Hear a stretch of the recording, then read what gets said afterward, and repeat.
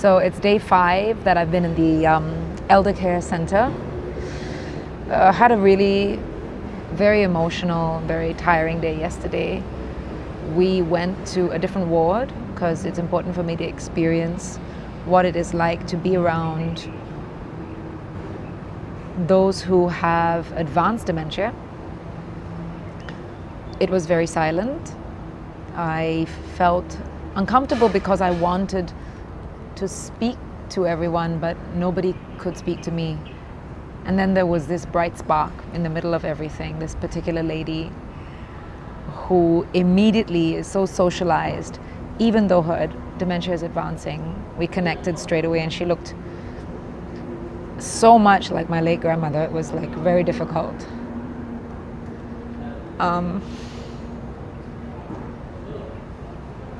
What made me very emotional about being there was just the space just didn't seem to have any life in it. It's one thing for residents to not have that spark or that life, but I would wish for the space to have it, at least that energy to keep them going. So when I connected with this particular auntie, we started laughing because she has a really wicked and slightly dirty sense of humor, and I really love that.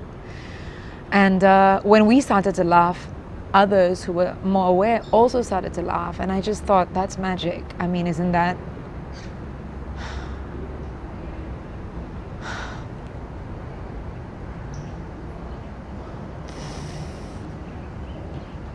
Isn't that how you keep yourself alive? With happiness and thoughts and interaction and energy. I mean, regardless of whether you are able to know, maybe there's a way in which to reach in. And I think the other thing that struck me was I didn't see many visitors, and maybe they only come on the weekend. But I can imagine how it's quite hard to visit your mother, father, or your grandfather, your grandmother, and they have nothing to say to you. But I think we all have to understand that it's no longer just about us. It's not about what we're going to get out of it. It's what do we want to give to our elders.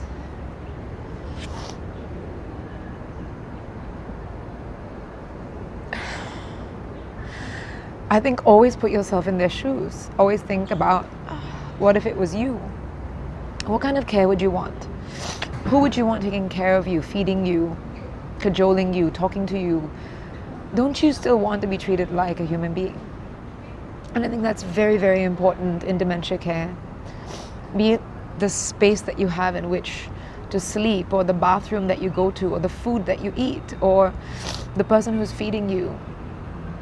On one hand, I'm so thankful for all of these wonderful people who come from all over the world to work in our elder care facilities.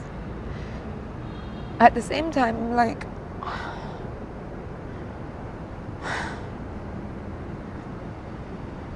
how do we make it better so that we don't need to put our elders into homes? What kind of services do we need at home to help us to cope, or during the day to help us to cope? But I'm not ever going to forget this lady. She still has that human spirit, and we shouldn't be snuffing that human spirit out by just trying to be logical and practical about everything.